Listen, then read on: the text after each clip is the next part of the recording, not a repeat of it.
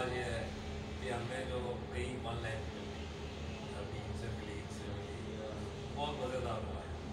और मेरा ख्याल है कि इंशाल्लाह ताला 4-5 कहानियों को अच्छी बन गई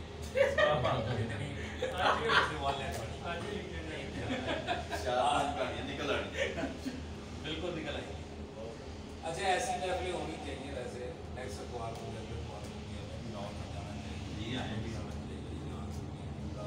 आना हमारे लिए बहुत अगले अखबार से तो उत्ते ही आओ की लेके नहीं जिथे पांडे का होते अच्छा जी इस महफिल का सबसे अच्छा जो है ना वो ये है कि हंसते खेलते बहुत सारी बातें बड़ी मज़े की बातें और ज़बरदस्त किस्म की बातें होती हैं और अब मेरा दिल चाहता है कि मैं मदर से तो मदर सबसे अलग से मिलूँ और वो बाबा यहाँ जाके खुफिया बातें